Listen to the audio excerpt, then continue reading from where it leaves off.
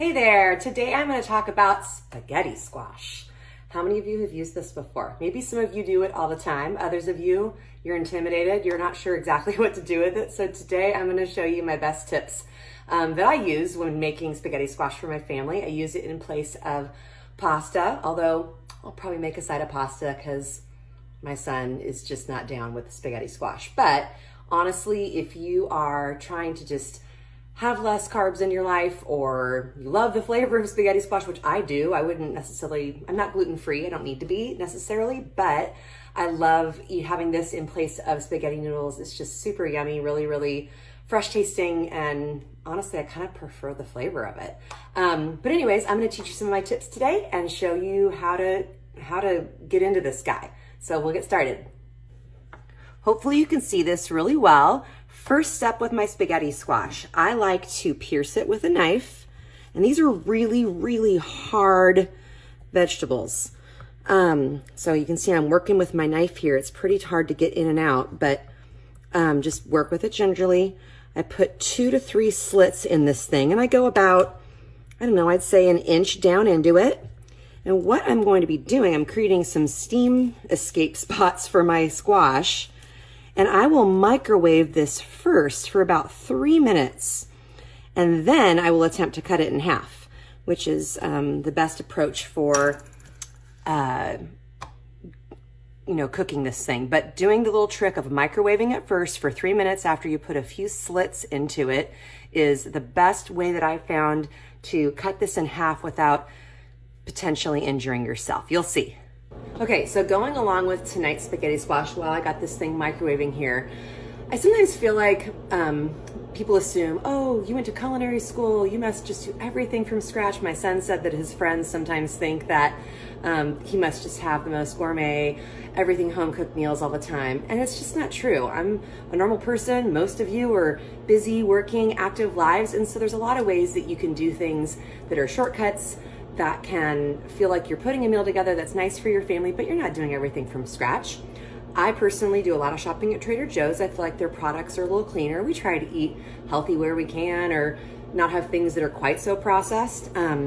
So tonight's meal will be with spaghetti and meatballs, the spaghetti squash with spaghetti and meatballs, and then behind me, right there, I've pointed it out before, my steamer. So I already have my broccoli prepped in there. I'll do steamed broccoli, spaghetti squash with meatballs and marinara. And I have a favorite sauce that I love to use. This is the brand that I like. It's kind of pricier, but I found a grocery store that sells it a little cheaper. But find your favorite marinara sauce that you love, and then wait for it. I'm so fancy.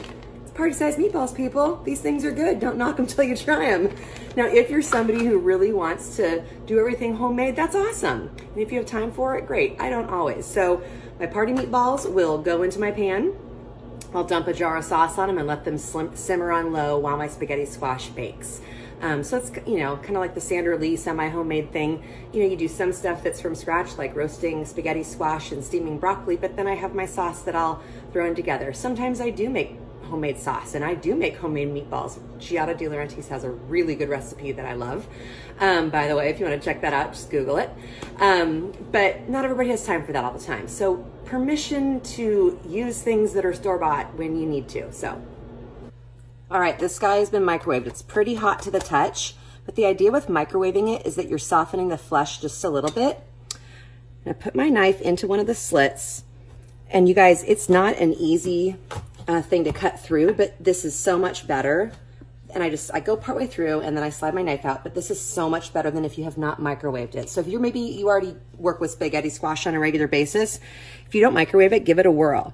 I go straight down, my body is right here. I kind of put it to the side because it's a sharp knife, and I just kind of pull down. It's hot. Let me get my pot holder out and pull down through and just use the heel of the knife right here and really push down. And sometimes it doesn't go all the way through. So then I turn it around, go back to the other side, work that side, get it to split through. But I think this is one of the hardest parts of a spaghetti squash, honestly, is just getting it cut open. So if you can do this, you got it. Not too bad. And there we have it. So it kind of smells like a pumpkin, looks a little bit like a pumpkin on the inside. What I'm gonna do walked away for a second. What I'll be doing is taking just a big soup spoon, and I'm gonna scrape out this flesh and get all this stuff scooped out into my garbage, and I'll be right back. So you can see I got these guys mostly scraped out. They're a little stringy, and that's the spaghetti part of the squash. A little tip when you're trying to scrape out for more control, if I hold this like this, stuff flicks everywhere, but I kind of choke up almost like if you're golfing. You choke down on your golf iron or golf club. I hold it like this, so I get real control and put my pointer finger and my thumb right here, and then I use that and use the edge to scrape in there and get that flesh out real well. And you just want to pop it into the garbage. And you will have some strings kind of hanging around in here. That's okay, don't worry about it. Next step is I will drizzle these guys with olive oil, and then I'm gonna get them into my sheet pan. Okay, so I took my squashes, drizzled olive oil inside, kind of run my fingers around the edge so that the edges that are coating, and then I put them face side down. I've heard people that do them face side up. There's probably not necessarily one way or another that's gonna be a big difference. The reason why I choose to put mine face down is it kind of creates a little steam in there because you do have that open compartment inside the squash, and it creates a little steam. And also I like that when it's touching the edges of the pan, all the parts that are touching get a little caramelized, which, you know, that's flavor. That little bit of browning is, oven's ready. So anyways, a little bit of browning goes in there. So these go into the oven at 350 for about 35 to 40 minutes. I've had this vary sometimes based upon the size of the squash, because I've seen this a little bit bigger squash, so I'm gonna go 40 minutes at 350. But if I've had a smaller one, I can do 35 and it'll be done. And I'll tell you how I know it's done in a little bit. Okay, spaghetti squash is done. Here's a couple things to look for. So first off, I use my awesome little tongs right here. And when I don't want to check, I kind of squeeze the sides. And if it's nice and soft and tender, the sides will squeeze. So I will start by flipping these guys over. See that nice caramelization? Yum! And they're real hot, but tongs and a fork, that's all you need to kind of get this stuff going, because I will use this to hold on. But watch what happens if you've never worked with spaghetti squash. It's like noodle magic, except for it's not noodle, it's vegetable. And you just start scraping and scraping, you guys, and you get these little tiny strings. And what I'll do is I actually just scrape it out onto my sheet tray. Super easy because it's real hot, and I just make a nice big pile. One of the upsides for me with this is with my family not all loving it, so Tyler is going to have some regular bow tie pasta with his spaghetti and meatballs because I'm out of spaghetti noodles or spaghetti pasta. Is I have a really good recipe that I'm going to film next in the next couple days with my leftover spaghetti squash that you're going to love. Super yummy and super, well, not super healthy, but I think somewhat healthy. So you'll have to just wait for it. But anyways, you just want to scrape and kind of get all the goodness out of there. And then I'll set this shell to the side, start working on the next one. But you get the idea, and you just want to scrape all those tendrils out. And some people who don't want to do red sauce, you can toss this right now with some olive oil, salt, pepper, cheese, or you could do some butter.